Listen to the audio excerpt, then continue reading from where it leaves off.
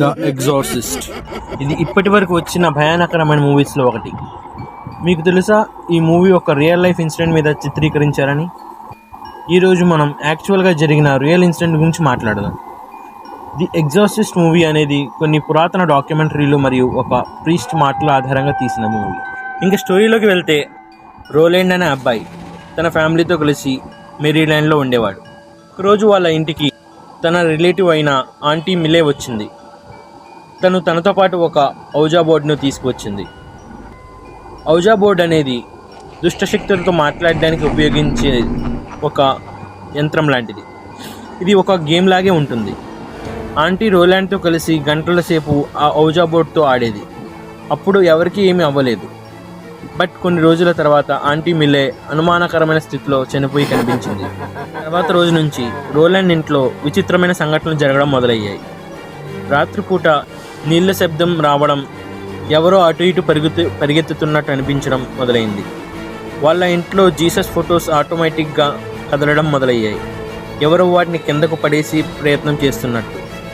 ఒకరోజు రోలాండ్ తన బెడ్ మీద పడుకొని ఉన్నప్పుడు బెడ్ మొత్తం ఆటోమేటిక్గా కదలడం మొదలైంది. అలా అని భూకంపం వచ్చిందా అంటే అది కూడా కేవలం బెడ్ ఒకటే కదులుతుంది. ఆ రాత్రి తర్వాత రోలాండ్ బాడీపై ఎన్నో కట్ చేసినట్టు దెబ్బలు కనిపించడం మొదలయ్యాయి.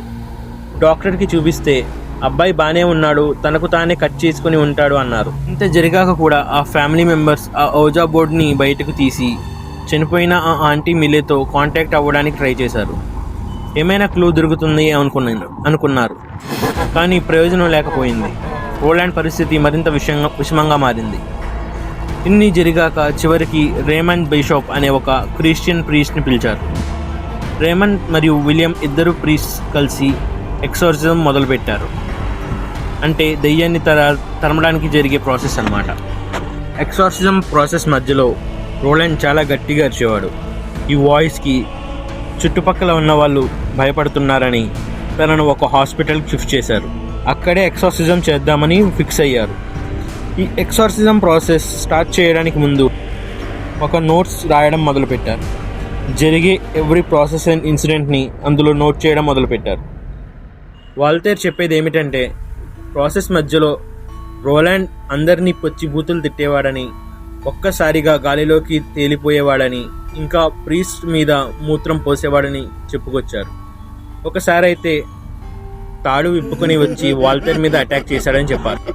అయినా చివరికి కష్టపడి ఏదోలాగా రోలాండ్ ప్రాణాన్ని కాపాడారు. 19 ఏప్రిల్ 1949కి రోలాండ్ పూర్తిగా నయమయ్యాడు.